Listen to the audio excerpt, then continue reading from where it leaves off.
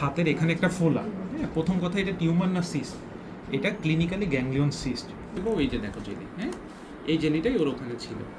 আসসালামু আলাইকুম, আমি ডাক্তার খালেদ হাসান মিলো। আমরা যদি একটু আমাদের ছোট বাবুর, হ্যাঁ, একটু হাতটা দেখি, আপনারা দেখেন হাতের এখানে একটা ফোলা, হ্যাঁ। প্রথম কথা, এটা টিউমার না সিস্ট, এটা ক্লিনিক্যালি গ্যাংলিয়ন সিস্ট। টিউমার আপনার শক্ত হয়, মোস্ট অফ দ্য টিউমার শক্ত। এর ভিতরে এটা নরম কেন, চাপ দিলে নরম লাগে না, এর ভিতরে একটা জেলি আছে। এবং আমাদের বাবুর মেইন সমস্যা যেটা, সেটা কি হয় তোমার, লিখতে গেলে বলো, লিখতে গেলে ব্যথা করে। আর কি করলে ব্যথা করে? যখন বেশি খেলো হাত দিয়ে তখন ব্যথা করে না? তার মানে যখন একটা পেশেন্ট, যারা লেখালেখি করে না, তারা যখন ভারী কাজ করে তখন ব্যথা হয়, একটা পর্যায়ে হাতটা অবশ হয়ে যায়, হ্যাঁ, অসার হয়ে যায়। তো এর আরও দেখতে খারাপ লাগে। এই সমস্যাগুলোর কারণে আমরা ইনজেকশনের মাধ্যমে খুবই আধুনিক একটা চিকিৎসা করি। অনেকের ক্ষেত্রে একবারে ভালো হয়ে যায়, অনেকের ক্ষেত্রে 2-3 বার লাগতে পারে, বাট ভালো হবে, কোনো রকম কোনো দাগ থাকবে না এবং সাথে সাথে এটা হয়ে যায়, হ্যাঁ। আচ্ছা, আমরা এখনই করে দেবো, তুমি ওইদিকে তাকাও মামনি, হ্যাঁ, তোমার লাগবে না, এটা ভালো না।